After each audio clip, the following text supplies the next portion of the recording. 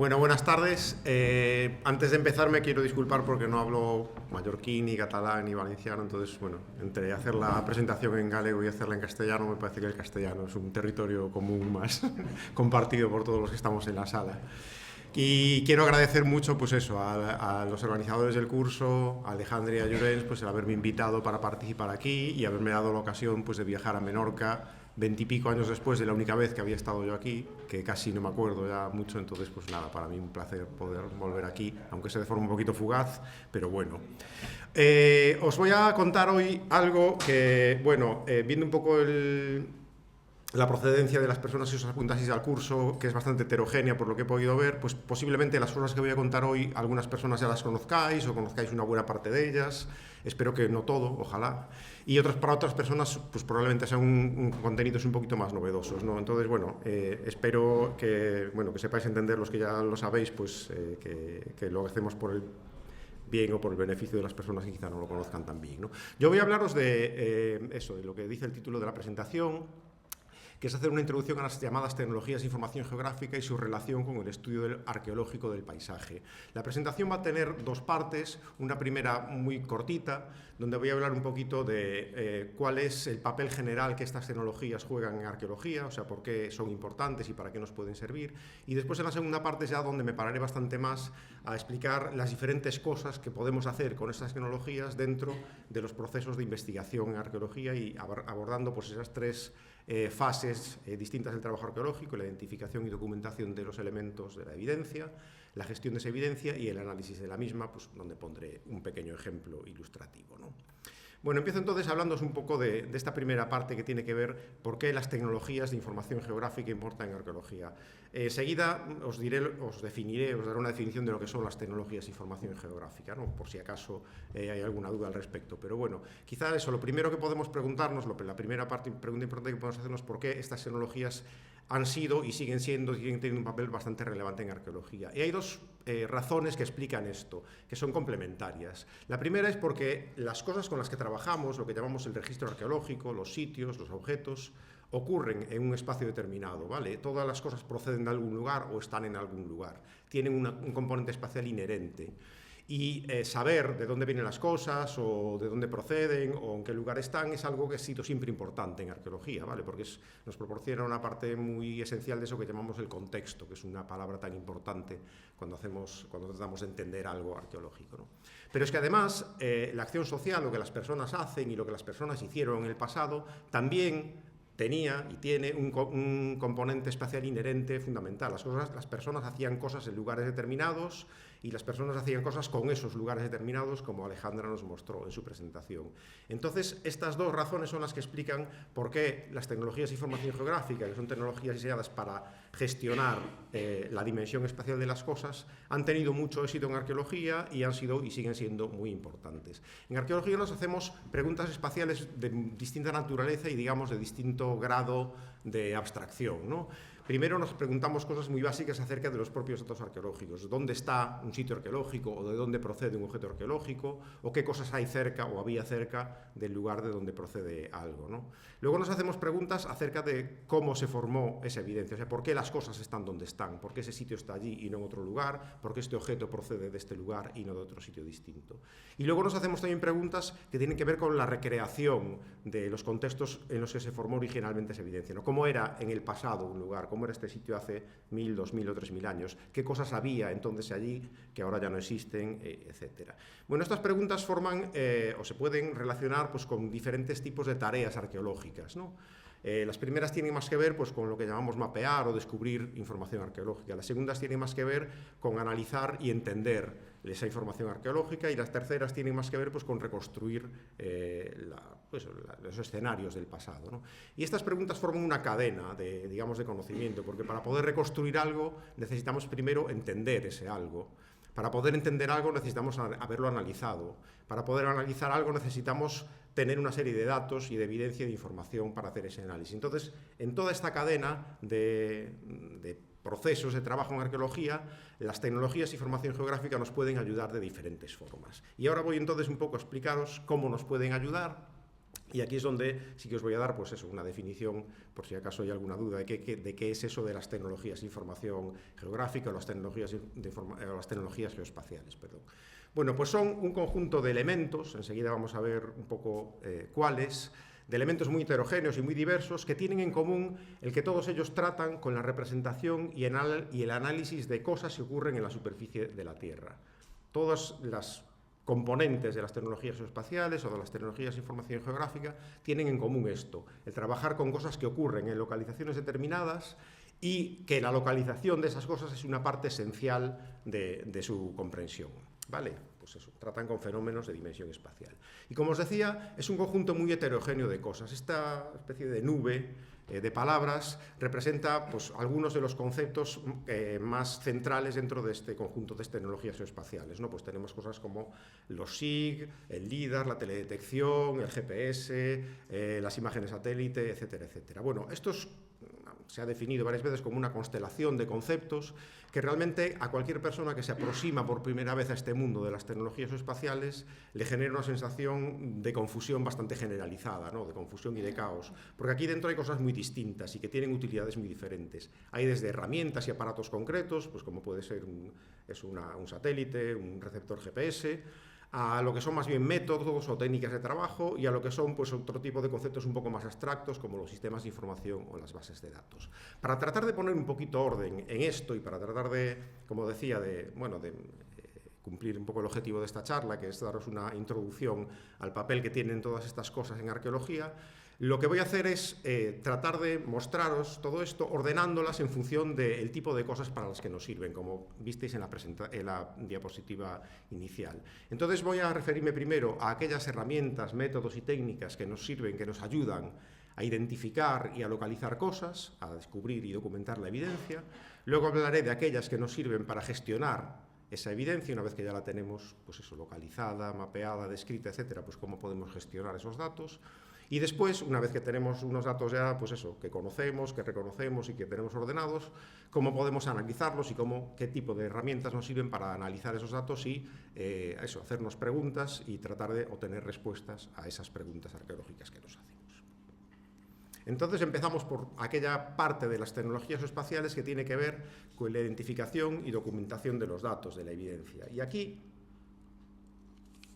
nos encontramos con un abanico de recursos muy amplios. Aquí he agrupado todo un conjunto de cosas que nos ayudan a describir la forma, la localización, faltaría ahí, y las características formales que tienen las cosas. Son herramientas, pues eso, que nos ayudan a reconocer la evidencia arqueológica, a reconocer el registro arqueológico y a documentarlo de la manera más adecuada para tenerlo bien documentado y bien reconocido. Y como veis, como digo, hay una amplia serie de cosas que tienen más o menos que ver algunas con otras, pero que son métodos y herramientas de trabajo, todas ellas diferentes. La fotointerpretación, el procesado digital de imagen, la fotogrametría, Structure for Motion y el escaneado láser. Algunas de estas seguramente os suenen más que otras y vamos a ir viéndolas un poquito para ver en qué consiste cada una de ellas y qué tipo de contribución nos hacen como personas interesadas en entender el registro arqueológico.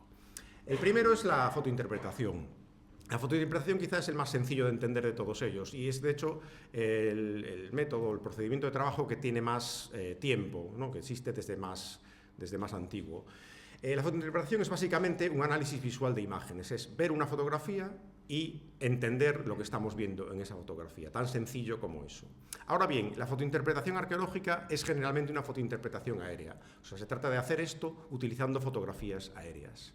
¿Por qué utilizando fotografías aéreas? Bueno, la fotointerpretación parte de un principio bastante básico que utilizamos realmente en nuestra vida cotidiana de forma muy habitual, que es que cuando vemos algo desde arriba, desde el cielo, desde lo alto, lo podemos entender de forma mucho más rápida y sencilla que cuando recorremos ese mismo espacio a pie del terreno. Esto es lo que hacemos siempre que vamos de viaje a un sitio y antes, ahora ya no tanto, íbamos a la oficina de turismo y pedíamos un plano de la ciudad, ¿no? Pues para orientarnos mejor en la ciudad, para tratar de entenderla mejor, la veíamos desde arriba y éramos mucho más capaces de entender el espacio en el que nos estábamos moviendo, ¿no?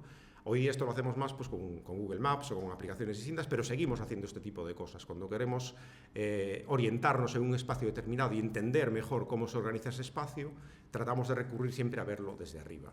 Pero además, ver las cosas desde arriba, ver un espacio desde arriba, además de ayudarnos a entenderlo mejor, también nos puede ayudar a identificar cosas que sobre el terreno no podemos ver. Y voy a mostraros algunos ejemplos de esto. Esto que veis aquí es una imagen de un sitio arqueológico en el desierto de Atacama, en Chile, donde estuve trabajando bastantes años. Estos son unos campos de cultivo prehispánicos. Y lo que veis ahí son los restos de esos campos de cultivo que se conservan realmente muy bien. El desierto de Atacama es un sitio muy árido, donde apenas hay sedimentación, apenas hay procesos de formación de suelo, entonces los restos arqueológicos se conservan durante siglos, sin más alteración que el propio, digamos, decaimiento, ¿no? Pues las paredes de las casas se caen, los muros se caen, pero no se cubren con nuevo suelo, entonces siguen estando muy visibles en superficie. Y esos restos de esos campos de cultivo son muy bien visibles en superficie, y cuando uno recorre este campo ve claramente pues, una serie de alineaciones de piedras que forman esos campos, pero que son bastante difíciles de entender sobre el terreno. De hecho, en esta foto, si veis ahí, me diréis que lo único que se ve son pues, piedras, arena y poco más que esto, ¿no? Si vemos este mismo espacio desde arriba, lo que vemos es esto. Y esto se entiende muchísimo mejor. ¿Vale? Aquí, viendo este mismo espacio, esto es una foto tomada con un dron, podemos entender perfectamente la distribución de esos campos, la alineación que tienen, el tamaño que tienen. Vamos, podríamos hacer un mapa perfectamente de estos campos viendo esta fotografía aérea. Bueno, pues la fotointerpretación aérea, básicamente en lo que consiste es en esto, ¿no? En tomar fotografías aéreas, observar lo que se ve en esas fotografías aéreas y, con el entrenamiento que tenemos, con la formación que tenemos, con nuestro conocimiento del lugar, del registro arqueológico de ese lugar, etcétera, interpretar qué partes de lo que estamos viendo ahí se pueden corresponder pues, con restos arqueológicos relevantes, ¿no? Pues veríamos, esto es una imagen de satélite de esos mismos campos, y una fotointerpretación de esta imagen podría ser esto, pues distinguir por un lado lo que son espacios de cultivo, son esas manchas amarillas, por otro lado lo que son construcciones, las manchas azules, y por otro lado lo que son restos de canales de riego, que son esas líneas rojas que veis ahí, pues, que atraviesan esos campos de cultivo. Tan sencillo como eso, ¿vale? Tan sencillo y tan útil como esto. La fotointerpretación en arqueología existe desde que existe la fotografía aérea, realmente. Desde que los primeros aviones empezaron a tomar fotografías, primero, como casi siempre pasa, con finalidad militar, durante la Primera Guerra Mundial, pues hubo arqueólogos que se dieron cuenta de que si hacían eso mismo podían entender mejor también sitios arqueológicos, y se empezó a practicar esto pues, en Gran Bretaña hace más de un siglo, ¿no? Y se sigue practicando hoy en día. Pero como os decía antes, la fotointerpretación no solo nos permite entender de forma mejor, más rápida, más sencilla lugares y espacios arqueológicos, sino que nos puede permitir también a menudo identificar cosas que sobre el terreno no podemos identificar. Esto que veis aquí es una foto de un campo en un sitio de Inglaterra y, bueno, lo que veis ahí es un campo sin más, ¿no? No se ve nada más, un campo cultivado, pues con la hierba o el cereal empezando a crecer, pero ahí no se ven restos arqueológicos de ningún estilo. Si vemos esto mismo, según en qué momento del año y según qué circunstancias desde el aire, vemos cosas que sobre el terreno no podemos ver. Lo que veis aquí es lo que se conoce como crop marks, marcas de crecimiento diferencial de los cultivos. Sabéis que los cultivos, pues eso, como cualquier planta, crecen más donde hay más humedad en el suelo, y en el suelo hay más humedad donde el suelo es más profundo, ¿no? Si un suelo es muy ligero y al lado tienes excavado pues, una fosa que es más profundo, esa parte más profunda guarda más humedad y eso hace que el cultivo crezca más junto, más vigoroso, más robusto, y esto si lo vemos desde el aire lo vemos así. Cultivos o plantas más verdes y cultivos o plantas menos verdes, que se pueden corresponder con el hecho de que debajo de esos cultivos o plantas haya estructuras enterradas, en este caso, pues probablemente fosas, fondos de cabaña, zanjas, muros, etcétera, etcétera. Entonces, la otra gran utilidad de la fotointerpretación, que de hecho es la más habitual, es esta otra. Es no solo, o no principalmente, entender mejor sitios, cosas que podemos ver en superficie, espacios arqueológicos que podemos ver en superficie, sino descubrir elementos que sobre el terreno es imposible documentar porque nos falta la perspectiva y la distancia suficiente para poder verlos. Bueno, este tipo de, si ya conocíais, que seguramente sí, este tipo de crop marks, de marcas de estructuras enterradas, sabréis que esto es muy común y muy habitual en determinadas partes del mundo y no tan común y no tan habitual en otras partes del mundo, porque está muy condicionado por las características del paisaje. Este tipo de cosas se ve muy bien en campos como los que veis ahí, ¿no? Campos muy extensos de cereal, donde pues, superficies más o menos lisas, paisajes más o menos limpios y despejados, donde es posible observar eso, grandes extensiones continuas de terreno y pues eso, por eso este tipo de aproximaciones son muy comunes en las Islas Británicas, en Centro Europa, en el centro de la península ibérica, por ejemplo, pero hay otros paisajes que son bastante más hostiles a este tipo de cosas y que en principio este tipo de aproximaciones nunca se habían desarrollado, pero gracias a que hoy disponemos de muchas más imágenes aéreas y de satélite de las que teníamos en el pasado, podemos tratar de buscar este tipo de cosas casi en cualquier lugar del mundo. Y podemos llegar a encontrar este tipo de cosas casi en cualquier lugar del mundo, incluso en un lugar tan poco amigable para esto como es Galicia. Esto que veis aquí es una fotografía aérea de un típico paisaje gallego, parcelas muy pequeñas, donde cambia el uso del suelo de una a otra enseguida y es muy difícil observar superficies continuas de un mismo tipo de cultivo. Y de hecho hay una enorme cantidad de terreno pues, con árboles o con matorral o lo que sea, digamos que es el peor lugar del mundo para poder hacer detección de este estilo. Sin embargo, no sé si en esta foto veis algo ahí que os resulte un poco llamativo. No sé qué tal, bueno, se ve un poco regular ahí en el proyector. ¿Alguien ve alguna cosa ahí que podría decir? En la parte superior central, efectivamente, no sé si se ve el ratón. Un círculo. Ahí se ve como un circulito, ¿no? Bueno, la detección de restos arqueológicos a través de fotointerpretación depende mucho, como digo, de las condiciones del paisaje, pero también depende mucho de las condiciones de las propias plantas que hay en cada momento, ¿no? Hay momentos del año en los que este crecimiento diferencial de los cultivos no se aprecia pues porque el suelo está totalmente encharcado y no hay una diferencia de humedad en el terreno, ¿no? Entonces depende del momento del año en el que hagas la foto, del año en el que la hagas. Los años con más sequía, por ejemplo, suelen ser mejores para esto, etcétera, etcétera. La visibilidad de restos arqueológicos puede variar y esta misma zona, pues que ahí se ve esa traza que, como bien decís, pues es bastante clara ahí, no como un recinto circular. Se ven cosas distintas, se ve mejor aquello que se veía antes, pero ahí se ven otras cosas alrededor también, ¿no? de esa misma traza. Se ve muy claramente, por ejemplo, bueno, es que el ratón, así, estas otras marcas aquí abajo, estas otras aquí, pero bueno, veis cómo de repente en esta parcela cambia el tipo de cultivo y ya no se ve nada, ¿no? Porque bueno, eso es muy dependiente de eso.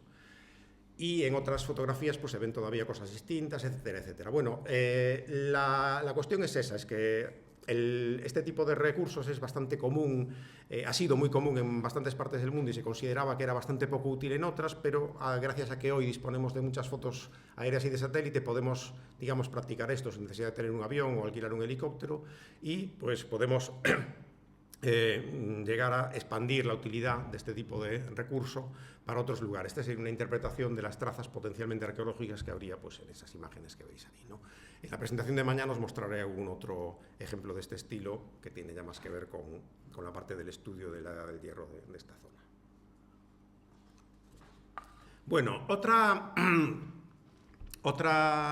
recurso, otra parte de las tecnologías geoespaciales que tiene que ver con la documentación y con la detección de elementos arqueológicos es lo que podríamos llamar procesado digital de imagen, que es lo que convencionalmente se conoce como teledetección arqueológica. La teledetección, lo que hemos visto antes, sería realmente, bueno, en cierto modo una forma de teledetección. Teledetección es identificar o reconocer cualquier tipo de elemento sin tener un contacto directo con él, ¿no? Detección remota literalmente es eso. Pero hoy en día por teledetección entendemos sobre todo el procesado digital de imágenes de satélite, que es una forma concreta de hacer esa identificación de elementos a través de imágenes. No se trata de ver una foto, como vimos hasta ahora, y visualmente tratar de interpretar lo que estamos viendo ahí, sino que se trata de procesar la información espectral que hay en una imagen y obtener datos a partir de ese procesado. Como explicar los principios de la teledetección es un poquito complicado, pero os lo voy a resumir de forma muy sencilla.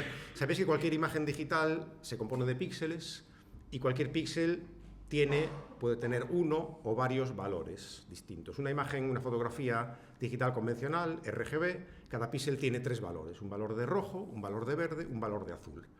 La combinación, el porcentaje de cada uno de esos valores es lo que da color, lo que se puede representar como un color, y es lo que vemos normalmente. Bueno, pues hay otras imágenes digitales que son capaces de capturar más de 3 valores por píxel, que son capaces de capturar información que no tiene solo que ver con el espectro visible, con lo que vemos, con el rojo, el verde y el azul, sino con otras partes del espectro electromagnético, por ejemplo, con el infrarrojo o el ultravioleta, que son cosas que nosotros no podemos ver, que algunos animales sí pueden ver, por ejemplo, y que algunos sensores pueden ver también.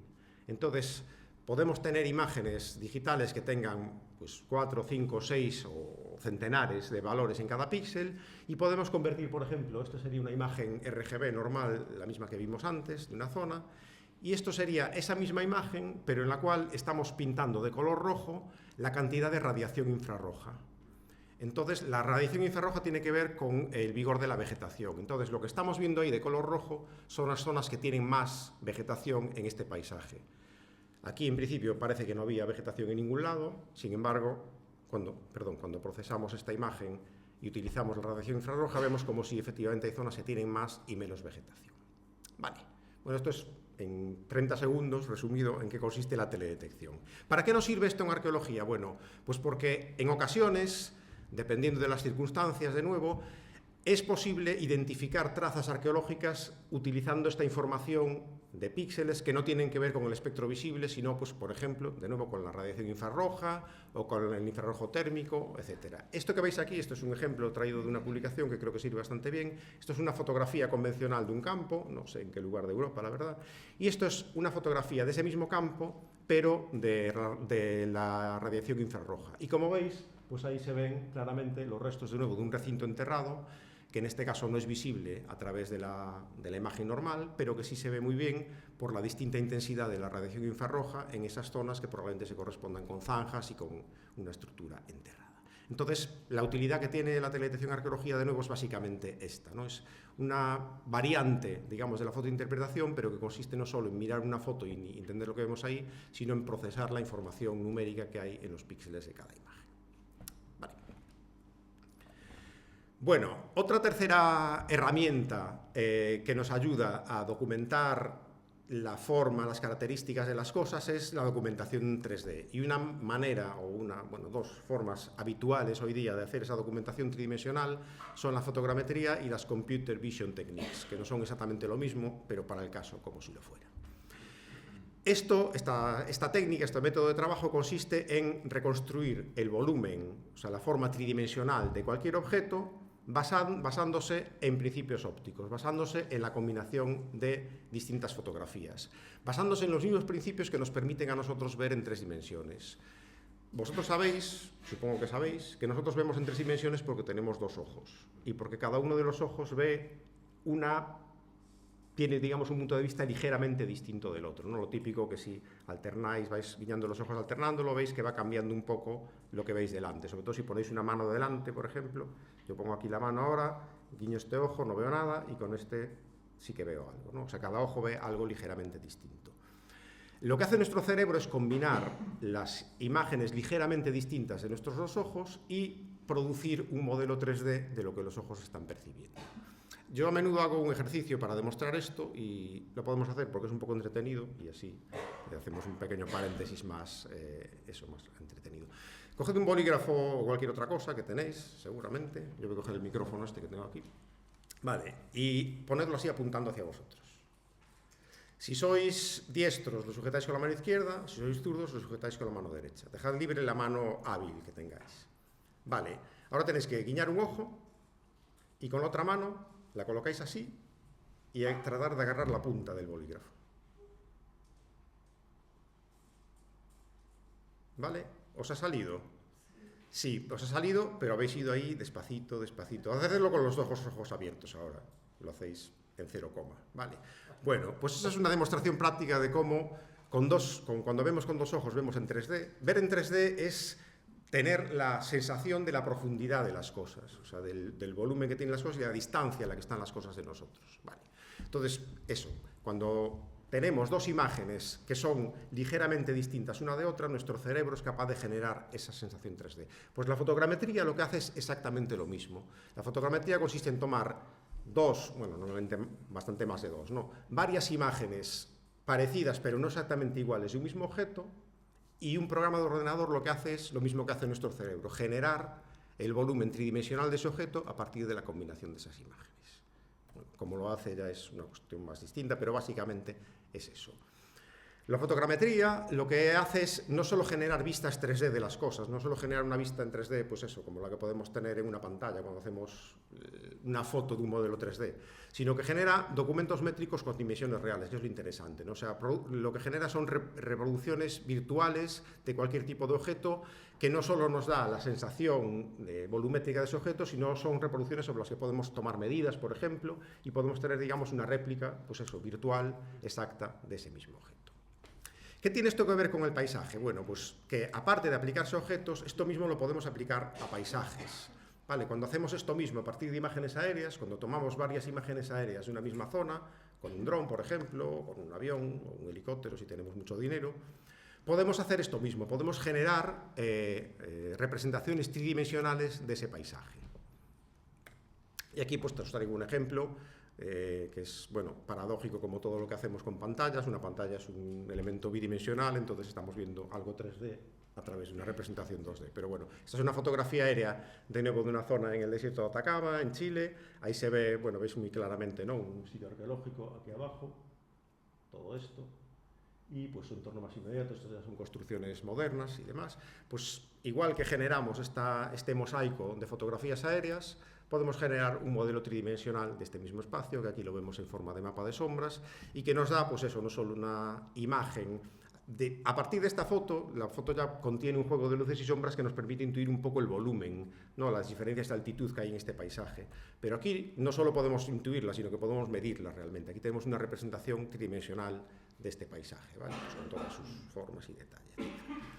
Bueno, esto normalmente requiere tomar muchas fotografías. En este caso, para hacer este modelo se tomaron más de 2000 fotografías, pero hoy en día esto es bastante sencillo de hacer, ¿vale? Hasta hace pocos años la fotogrametría era un procedimiento muy costoso, necesitabas unas cámaras de fotos especiales y además después había que, digamos, ir conectando todas esas fotos manualmente una con otra. Hoy día esto se hace de manera muy automática a través de las Computer Vision Techniques, y hay software que probablemente alguna hayáis utilizado alguna vez, como el Metashape, antes llamado Photoscan, que básicamente lo que hace es que tú les metes las fotos por un lado, le das a algunos botones y te sale el modelo 3D por otro lado. Tan sencillo como eso. Por eso hoy en día la fotogrametría se usa tantísimo en arqueología, porque es muy fácil de utilizar y muy sencilla. La haces con cámara, con fotos tomadas con un móvil, puedes hacer un modelo 3D de cualquier elemento, ¿no?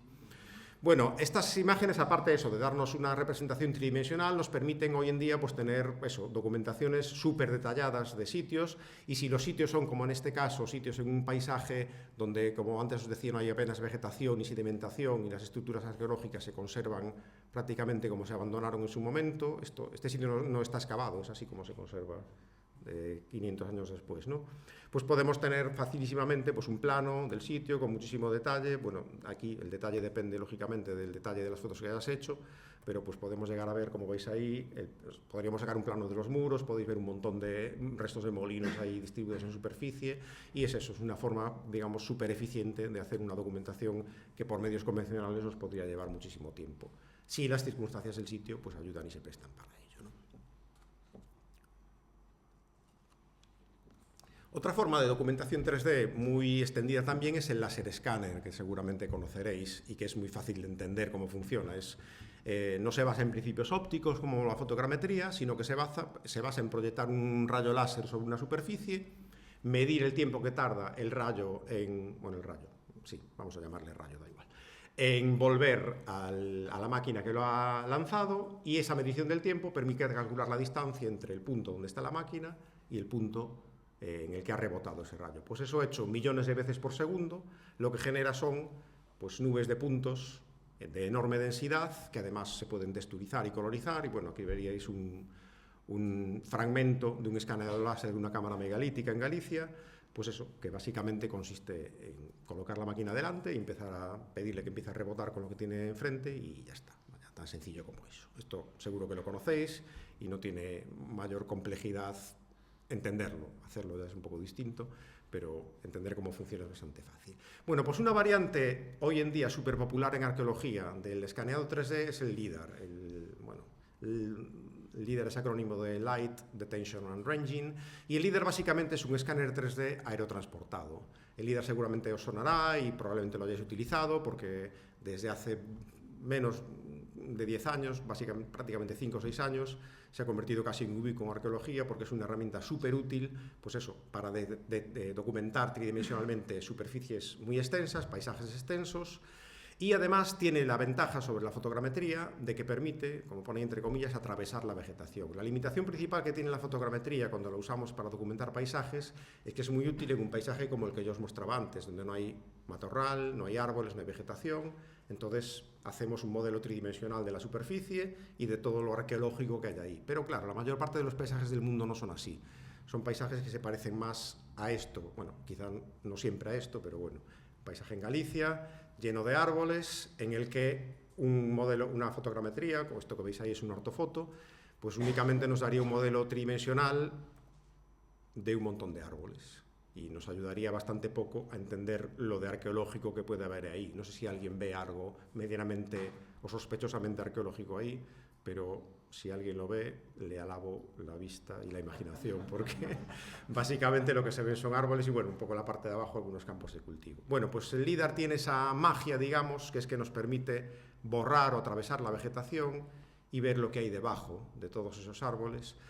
Y es por esto que se ha convertido en una herramienta súper popular para la documentación de sitios arqueológicos, sitios que conserven topografía en superficie, sobre todo en paisajes pues, con mucha vegetación, muy arbolados, como son pues, los paisajes atlánticos de Europa, por ejemplo, y pues, en Galicia en particular. Ahí sí se ve claramente pues, eso, todas las estructuras que componen este castro de la del Hierro.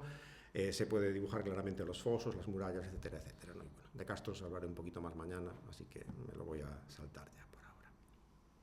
Bueno, el LIDAR también tiene eso, las ventajas, aparte de esa ventaja de atravesar la vegetación, se tienen nos proporcionan una grado de resolución espacial súper fuerte, ¿no? Súper grande. Bueno, ahí veis que más de 10 puntos por metro cuadrado.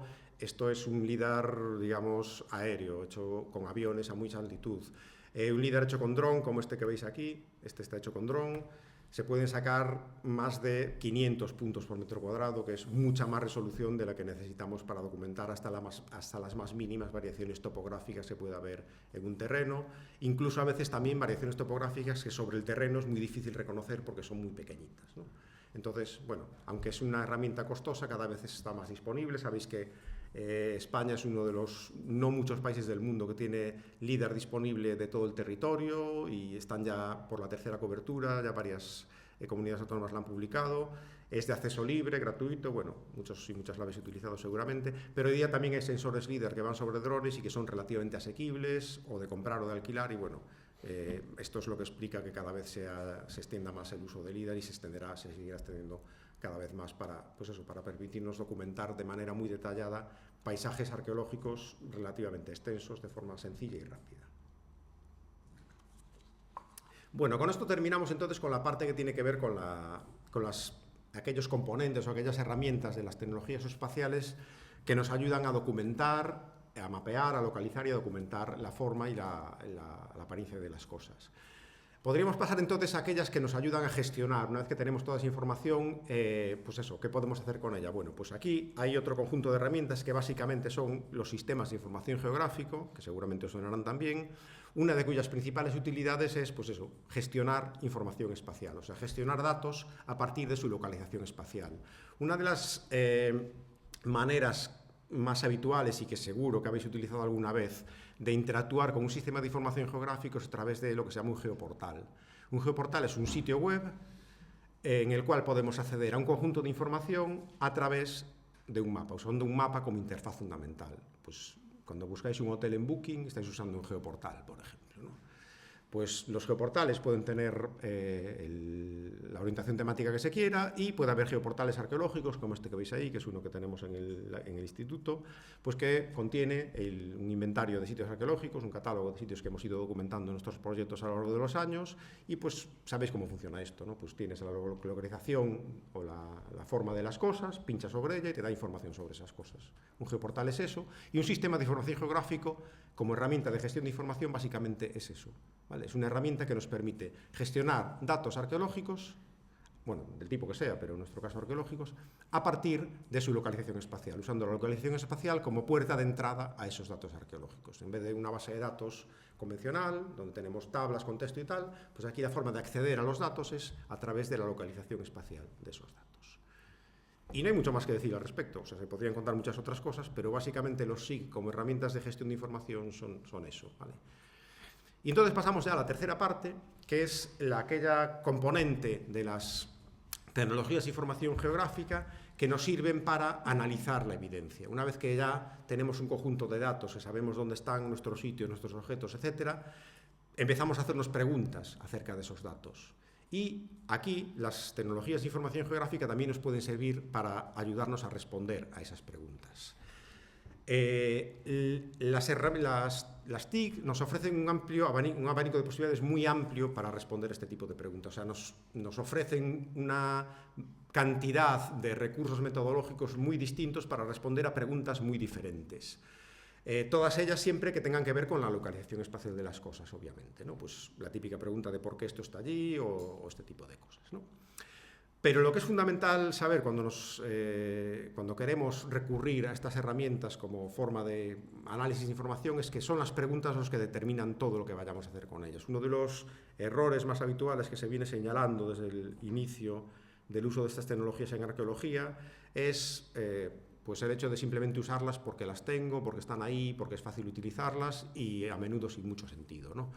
Lo fundamental, como con cualquier otra herramienta que tengamos dentro de un proceso de investigación, es plantearnos primero las preguntas que queremos responder y después recurrir a las herramientas que nos ayudan a responder a esas preguntas, ¿no?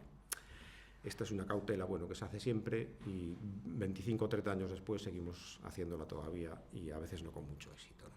¿Cuáles son las principales ventajas que nos ofrecen las tecnologías de información geográfica cuando las entendemos como herramientas analíticas? Bueno, pues desde mi punto de vista son estas tres que veis ahí. O sea, los principales puntos fuertes que nos proporcionan son la cuantificación, la modelización y la reiteración. Las tecnologías de información geográfica son tecnologías digitales y como tecnologías digitales trabajan siempre con números y por lo tanto para ellas lo natural es medir las cosas y expresar las cosas de manera cuantificable y mensurable. Vale. Esto es muy distinto, pues eso, de expresar observaciones de manera más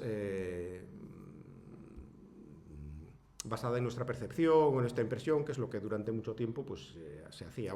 En el ejemplo que os voy a mostrar a continuación os explico esto un poquito mejor que liarme ahora con esta cuestión. Una segunda ventaja que tienen es el de la modelización, y es que con estas herramientas, que de nuevo son entornos digitales, podemos producir escenarios virtuales, podemos cambiar las condiciones del espacio geográfico tal cual lo observamos hoy en día, y podemos modelizar qué pasaría si este edificio, en vez de tener los 50 centímetros de altura que conserva hoy, tuviera los 2,5 metros que tuvo originalmente. ¿Cómo cambiaría eso el espacio alrededor de este edificio? Esto podemos hacerlo dentro de un entorno virtual, pero no podríamos hacerlo en el mundo real, pero con muchísimo coste, ¿no? Y finalmente, la tercera gran ventaja que nos proporcionan es que nos permiten analizar conjuntos de datos muy extensos y hacer análisis reiterativos de forma muy eficaz, muy sencilla y muy eficiente, mucho más que si salimos al paisaje y queremos empezar a medir pues, las dimensiones de determinadas cosas o la distancia que hay entre cosas de manera manual y convencional. Estas tres grandes ventajas, o la utilidad de estas tres ventajas, es lo que os voy a mostrar a través de un ejemplo concreto que sirva para ilustrar un poco, pues eso, cuál es el uso que habitualmente le damos a estas tecnologías dentro del análisis espacial en arqueología y para qué nos pueden servir para entender mejor cuestiones relacionadas con los paisajes arqueológicos. He traído un ejemplo que procede de un artículo que publicamos, ya no me acuerdo cuándo, 2023, sí, con unos compañeros del instituto. Y bueno, es una parte pequeña de esta publicación y que, como digo, es un ejemplo bastante trivial realmente en la parte que os voy a explicar hoy, en la parte, digamos, más analítica, ¿no? Veréis que no es muy complicado lo que os voy a contar, pero que me parece que es una buena ilustración del tipo de análisis que podemos hacer o que normalmente se hacen con estas tecnologías de información geográfica, en particular con sistemas de información geográfica, cuando queremos responder preguntas arqueológicas. El ejemplo tiene que ver, como veis ahí, con el análisis de una distribución de túmulos funerarios en nada menos que en las montañas de Gobi Altai en Mongolia. Nos vamos un poquito lejos, pero bueno, así cambiamos un poco de paisaje. Esta es la zona de trabajo en cuestión. Yo no soy experto en esta zona, ¿eh? La experta en esta zona es mi compañera Cecilia Dalchovo, que es la que hizo trabajo de campo allí. Yo le he ido un poco a hacer la parte de análisis digital. Es relativamente cerca de donde se supone, donde habían estado buscando la tumba de Gengis Khan hace unos años. Es más o menos por esa parte, pero bueno, Mongolia es un país súper grande y cerca en Mongolia no es lo mismo que cerca por aquí. Pero vaya, sí, es por ahí, por esa parte. Bueno, el paisaje que veis ahí es el trabajo de Cecchi, se centró en torno a esta montaña, como le llaman allí, realmente más bien parece como una sierra o así, que es un lugar, pues eso, muy referencial para los nómadas que viven hoy todavía en este lugar. Aquí la gente vive, como durante muchísimo tiempo a lo largo de la historia, sigue viviendo de forma seminómada o semisedentaria, ¿no? Son personas que no tienen un lugar de habitación permanente en el paisaje, sino que se van desplazando en función de los ciclos estacionales, de cómo va cambiando el paisaje en invierno y en verano, y en función también, sobre todo, de las necesidades de los animales que cuidan, que son su medio fundamental de vida, ¿no? Son poblaciones ganaderas, sobre todo de ovejas, cabras y caballos.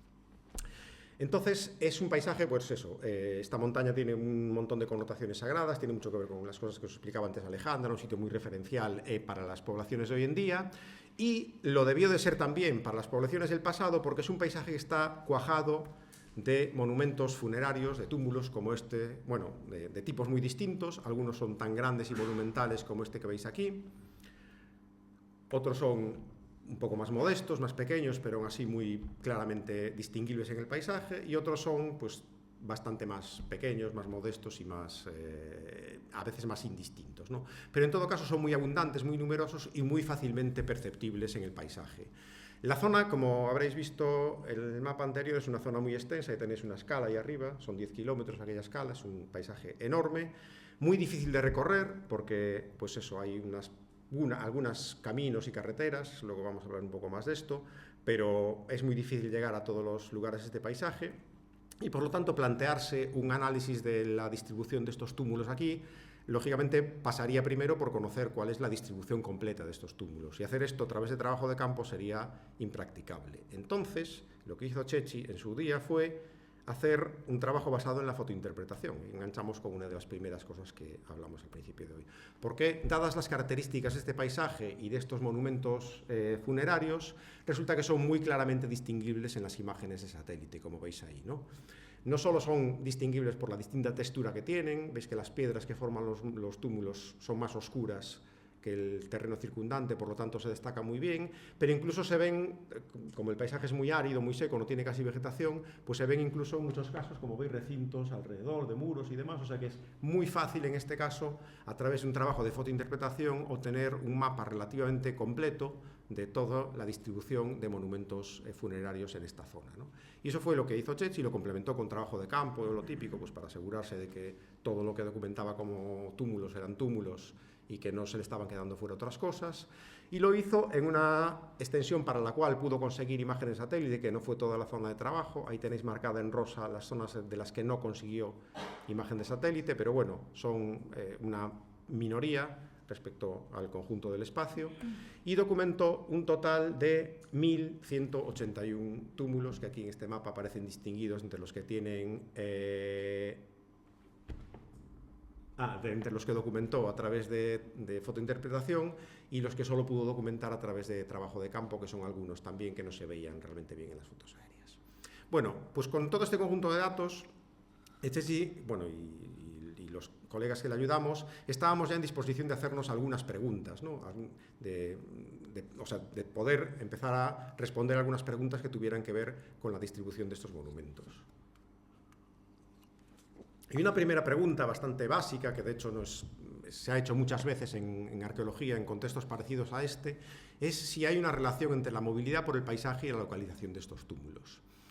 ¿Por qué esta pregunta tiene sentido? Como digo, esto se ha hecho muchas veces para distribuciones de monumentos de este estilo en muchos otros momentos de la historia y de la prehistoria y en muchas otras partes del mundo. En primer lugar, porque, como os decía al principio, la movilidad es la forma básica de apropiación del espacio que tienen las sociedades que no son sedentarias. La manera esencial que tienen de entender un paisaje es a través del movimiento por ese paisaje. El movimiento es parte fundamental de su vida. Estas sociedades están moviendo constantemente y, por lo tanto, para ellos la movilidad es una parte fundamental. Lo es hoy en día en esta zona y se supone, o se cabe conjeturar, que también lo fue en el pasado cuando se construyeron estos monumentos, ¿no?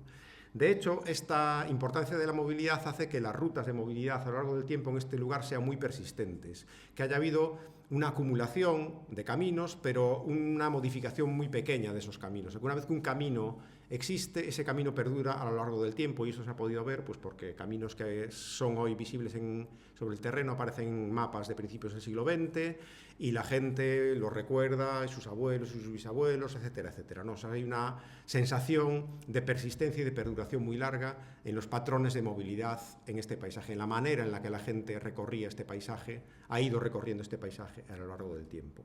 Y por otro lado, los túmulos funerarios muchas veces se han asociado o se han interpretado como elementos artificiales de apropiación simbólica del espacio. Aparte de servir para enterrar a la gente, el hecho de construir monumentos, como antes contaba Alejandra, con esta forma es una manera también de marcar la presencia de las personas en el paisaje y de alguna manera de, por un lado, señalizar ese paisaje, pero por otro lado también apropiarse simbólicamente de ese paisaje. Entonces, la primera pregunta que podríamos hacernos es eso, si es posible establecer una relación entre la distribución de estos túmulos, que ahora ya conocemos, y la movilidad de las personas por este paisaje. Y aquí es donde las tecnologías de información geográfica nos pueden ayudar de alguna manera. La forma en la que convencionalmente se hacía esto, porque este tipo de, digamos, de conjetura o de hipótesis se viene haciendo en arqueología desde hace décadas, desde mediados o principios del siglo pasado. Pero básicamente durante mucho tiempo se basaba en una percepción subjetiva, en el hecho de que, pues eso, una persona recorría un paisaje determinado y se daba cuenta de que, pues parece que los túmulos están siempre al lado de los caminos. Pero una cosa es que algo parezca algo y otra cosa es que lo sea. Entonces, el salto entre una cosa y la otra es la diferencia entre, pues eso, establecer una conjetura o una hipótesis y establecer, pues, una correlación basada en evidencia empírica, ¿no? Y aquí es donde este tipo de herramientas nos pueden facilitar mucho el trabajo y ayudarnos mucho de la manera que os voy a explicar. Bueno, lo que necesitamos, o una de las cosas que necesitamos para testar esta hipótesis es, por un lado tenemos la distribución de los túmulos, pero necesitamos tener una representación de cuáles son las formas de movilidad por este paisaje para ver si hay una relación entre una cosa y la otra. Y esa representación son este mapa de caminos que, como veis ahí, ha sido construido pues, usando distintas fuentes, usando cartografía histórica, usando trabajo de campo, encuesta etnográfica, etcétera, etcétera. Y este sería un poco el mapa actual de toda la red de caminos que recorren este paisaje y que, como os decía al principio, cabría conjeturar que es una red de caminos que tiene una muy larga perduración en el tiempo y que, por lo tanto, se puede parecer mucho a la manera en la que las personas han recorrido este paisaje durante siglos o incluso milenios. Entonces, podemos usar este mapa, esta red de caminos, como una representación de las formas de movilidad y de recorrer este paisaje determinado. Entonces, lo que podemos hacer es, pues eso, simplemente medir si hay una relación entre una cosa y la otra, si efectivamente los túmulos tienden a estar o no cerca de estos caminos. ¿Cómo podemos medir eso? Bueno, podríamos hacerlo de varias maneras, pero en análisis espacial, una forma muy habitual que se ha hecho, en la que se hacen este tipo de cosas, en la que se trata de contrastar si algo A tiene una relación con algo B, es utilizar algo C para hacer una comparativa, ¿vale? Y ese algo C suele ser una distribución aleatoria de puntos. Yo lo que puedo hacer es colocar una serie de puntos, 1000 puntos, en este paisaje, como veis ahí, de manera aleatoria, y medir la distancia de estos puntos aleatorios respecto a esos caminos y comparar si esa distancia es mayor o menor que la de los túmulos. Si es mayor, podré decir que efectivamente los túmulos parece que están más cerca de los caminos de lo que lo estarían si estuvieran distribuidos aleatoriamente por este paisaje. El problema es que si lo hago solo con una distribución de puntos, pues puede ser una casualidad que esa distribución, pues por la razón que sea, haya salido rara y pues eso, que a lo mejor no es tan aleatoria como yo querría. Entonces, lo que se suele hacer es generar muchas distribuciones aleatorias de puntos, 2, 3, 4, 5, y así, en este caso, hasta 1000 distribuciones aleatorias de puntos, que fue lo que nosotros hicimos. y medimos la distancia de cada uno de esos puntos, esas 1000 distribuciones aleatorias de puntos, o sea, 1.000.000 de puntos, respecto al camino más cercano. Y lo que veis aquí es una cuantificación, y aquí voy a uno de los puntos que antes os contaba, de esa distancia. Vale, esto que veis aquí es una especie de histograma. Sabéis que un histograma lo que nos marca es la frecuencia de una serie de medidas. En la barra de abajo tenéis la distancia, o sea, a la izquierda está 0 metros respecto al camino más cercano y a la derecha 1000 metros.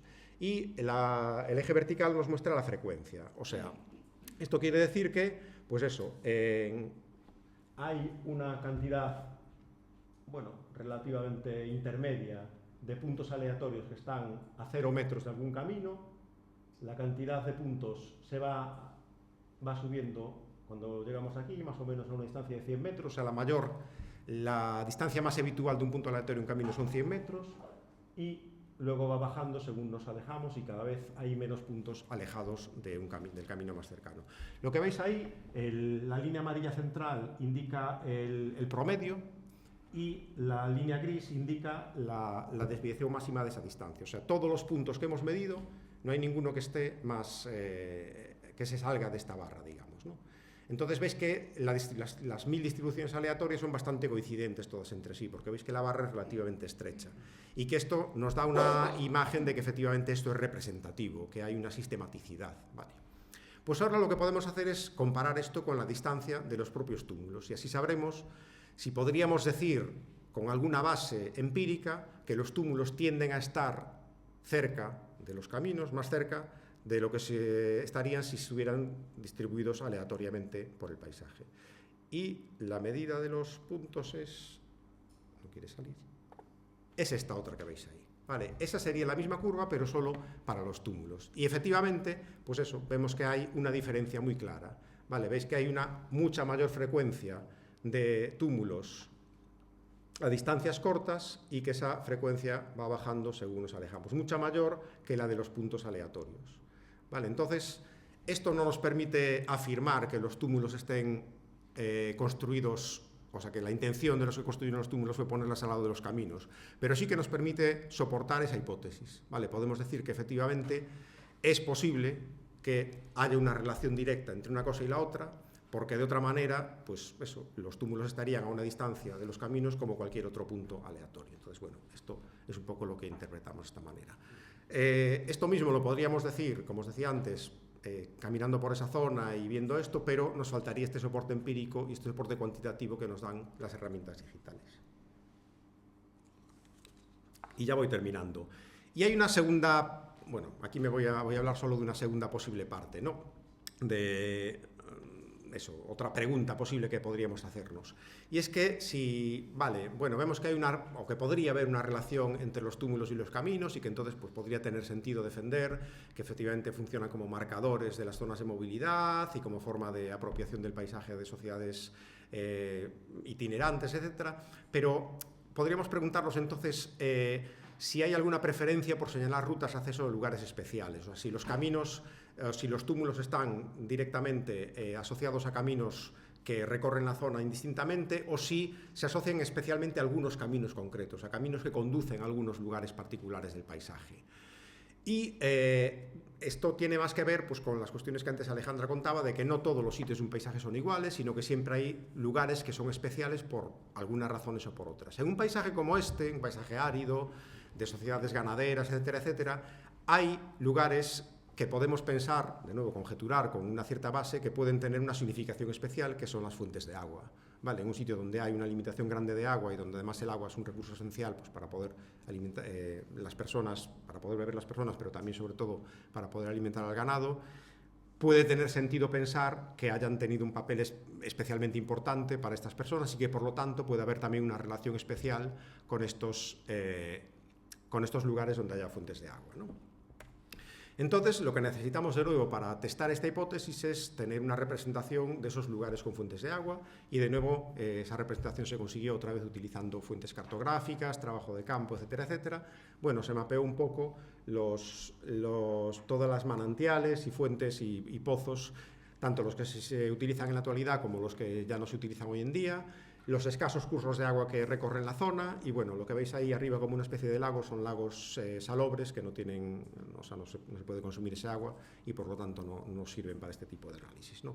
De hecho se ve que hay, uno podría intuir que hay una cierta relación de asociación entre la distribución de los túmulos y estos pozos de agua, ¿no? Si nos centramos en esta zona de ahí, veis pues eso, como es una zona en la que hay muchos pozos que justo están circundando ese lago que veis ahí, y veis como también alrededor de ellos hay una especial concentración de monumentos, de túmulos, y podríamos decir, bueno, parece que sí, que podría haber algo así. Pero de nuevo, la diferencia entre parece y tengo evidencia para decir que es así, se basa en tratar de cuantificar esto de alguna manera, ¿no? Pues aquí, de nuevo, hicimos una cuantificación y lo que medimos fue, otra vez, la distancia hacia todos estos puntos de agua. En este caso, en lugar de hacerlo con 1000 series de puntos aleatorios, lo que medimos fue la distancia de cualquier punto de este paisaje al pozo, al manantial más cercano.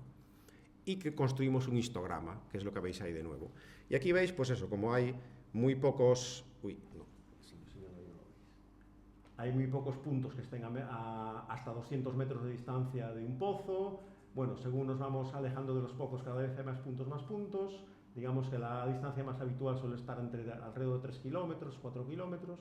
Y luego, según también nos vamos alejando, pues vemos que cada vez hay menos, ¿no? Y que, pues eso, ya más allá de 15 kilómetros, prácticamente no hay ninguna zona de este paisaje que quede a más de 15 kilómetros de un pozo.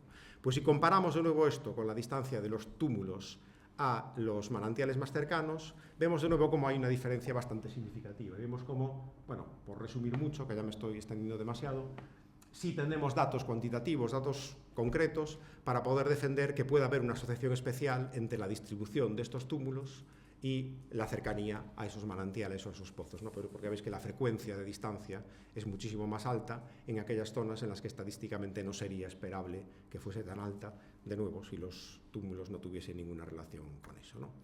Bueno, esto sería una interpretación de esto que acabáis de ver aquí, esto está sacado directamente del artículo, y eso lo que dice es que, como siempre escribimos en arqueología, por más que uno tenga datos cuantitativos, etcétera, bueno, los datos que tenemos siempre nos permiten sugerir cosas, pero rara vez afirmar rotundamente cosas, ¿no?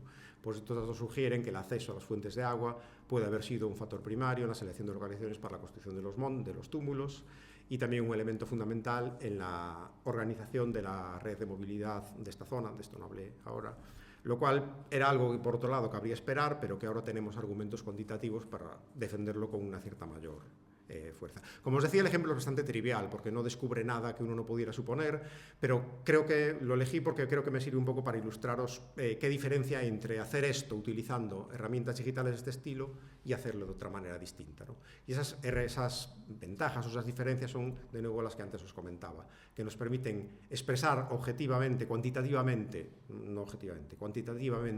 nuestras observaciones, que nos permiten modelizar y cambiar las condiciones del mundo real, o sea, nos permiten, pues eso, generar en este caso mapas de pozos que hoy día no existen ya, que existieron en el pasado, que aparecen en cartografía antigua. No es el mejor ejemplo de modelización, pero bueno, va un poco por ahí la cosa. Y nos permiten reiterar, hacer este análisis, pues eso, con gran cantidad de casos. Imaginaos medir la distancia de cada punto de 1000 puntos a un camino más cercano y hacer esto para 1000 distribuciones de puntos, ¿no? Esto sería inabordable manualmente y, sin embargo, con estas herramientas sí podemos hacerlo. Y como digo, un ejemplo bastante trivial, ya os digo, pero creo que también bastante sencillo de entender y ojalá pues, que haya servido para ilustrar un poco el uso analítico que se puede hacer de estas herramientas. Y hasta aquí por hoy. Gracias.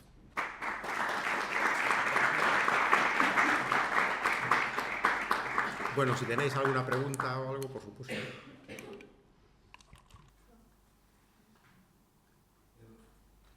LIDAR dices que es de código libre, que se accesible a todo el mundo. ¿Cuánto hay cartografiado, digamos, para hacer? Mira, los datos LIDAR son accesibles. En España sí son, porque la política europea en parte, pero la de España ya fue avanzada en ese sentido, decidió que toda la información cartográfica que se produzca con dinero público tiene que ser públicamente accesible. Entonces, los datos de los vuelos LIDAR, tanto los datos originales, o sea, lo que son, un LIDAR te genera como un escáner 3D una nube de puntos, pero a partir de esa nube de puntos tú puedes crear una superficie, un modelo 3D. Pues ambas cosas, las nubes de puntos y los modelos 3D, están públicamente disponibles para toda España, y ahora mismo están por la tercera cobertura LIDAR. La primera que se hizo fue en 2013, me parece, tenía un punto cada 2 metros cuadrados, muy poquitos puntos. La segunda tenía ya como 10 puntos por metro cuadrado. Ahora están con la tercera cobertura, que ya tiene hasta, no recuerdo muy bien los datos, pero creo que hasta 50 puntos por metro cuadrado. O sea, cada vez tienes más densidad, por lo tanto más detalle, ¿no? Con la primera cobertura, de hecho, hay zonas donde hay mucha vegetación que no está muy bien representada la topografía. Eso todo está disponible en el centro de descargas del CENIC, te lo puedes descargar gratuitamente para lo que quieras. Luego, en otros países del mundo, hay otros países que tienen también datos LIDAR disponibles, pero hay muchos otros que no los tienen. Eso depende de... Hay países que tienen vuelos LIDAR hechos y otros que no los tienen. Eso varía muchísimo de país a país. Claro, entiendo, estás hablando ahora de la calidad, ¿no? de la imagen. De esos vuelos, ¿se entiende que se han hecho por toda España o solamente en una región? No, para España es para toda España, sí, sí. Si yo quiero consultar de Menorca, sí. ¿hay datos sobre esto? Sí, Menorca no sé por qué cobertura está. Alejandra, igual tú sabes qué cobertura está. En la segunda, que la segunda ya es bastante buena, ya da buenos datos. ¿Y el link para consultar esto? Centro de descargas del CENIC. Si tú pones Instituto Geográfico Nacional, que son los que hacen los vuelos en Google. Sí, pero no es el SIGPAC esto. No. ¿Y de Menorca? No, son SIGPAC. Institut de Dades Espacials. Sí, però no.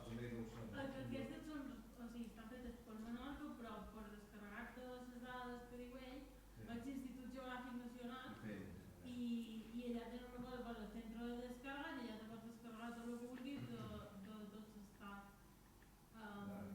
Però clar, la infraestructura de l'especial de Menorca és part de... Ja hi ha més coses que el que té la idea de Menorca.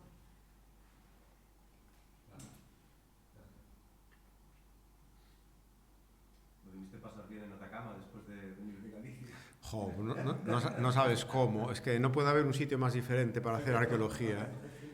O sea, es que es alucinante porque, claro, el problema que tenemos en Galicia, bueno, como en la mayor parte, digamos, del mundo templado, es obtener información arqueológica. O sea, tú vas a un paisaje y tienes que, bueno, recorrerlo tal, ves lo que se ve en superficie, pero luego pues tienes que hacer progresión geofísica, excavar, no sé qué, para tener datos. Allí el problema que tienes es gestionar toda la información que te encuentras simplemente caminando por el campo. Porque eso, por supuesto, todas las construcciones, la planta de las construcciones la tienes entera, pero es que tienes materiales en superficie para aburrir, o sea, hay una cantidad de información alucinante. Si excavas, todavía hay más, ¿no? Pero no te hace falta muchas veces excavar para eso. Entonces, eso, no puede haber un sitio más distinto para hacer arqueología. No se crea suelo. No, prácticamente no. El único, bueno, depende un poco, hay partes y partes, ¿no? Atacama es muy grande y tal, pero básicamente la única forma en la que se puede cubrir algo es con aporte de eólico de arena. O sea, en zonas donde hay mucha duna y tal, ahí a lo mejor se puede cubrir de arena. Pero si no, es que no se genera nada. Vaya. Y está todo allí. Hay sitios en los que tienes, además, como es un espacio súper árido, súper seco, en superficie tienes textiles, por ejemplo, allí de hace 500, 600 años. Allí. O sea, hasta ese grado de conservación hay. Es un alucine. Y bueno, por supuesto, restos orgánicos, lo que quieras, ¿no? Restos, o sea, huesos y tal, restos humanos, un montón también. Y la arqueología mola muchísimo. O sea, aparte de eso, es súper interesante todos los problemas arqueológicos, históricos, todo el mundo ese, tal, es súper chulo. Muy recomendable visitarlo, si podéis. Una pregunta. Hay como solares, ¿no? De barrido lateral o multibarrido que se usan en temas submarinos. No sé si en la Tierra también se usa algún tipo de sensor, digamos, subterráneo. Realmente no, lo más parecido a eso son distintas técnicas de prospección geofísica que son las que te permiten un poco ver qué hay debajo del suelo, ¿no? Con estas herramientas de teledetección hay algunas cosas que se están haciendo ahora que son sensores que permiten un poco parecido a lo que dices, ¿no? Atravesar ligeramente el suelo y ver un poco la profundidad del terreno, pero son cosas que están todavía, por un lado, a escala bastante experimental y por otro lado, sobre todo, con una escala espacial muy amplia, ¿no? O sea, no te dan un detalle suficiente para encontrar cosas arqueológicas. Ahí sí tendrías que recurrir más ya a técnicas de prospección geofísica como el georradar, la prospección geomagnética, que esos sí son los aparatos que te permiten ver un poco lo que puede haber debajo del terreno. Que no hable de esto porque eso no es propiamente tecnologías de información geográfica, es otro campo un poquito distinto, pero bueno, tiene que ver con eso, sí.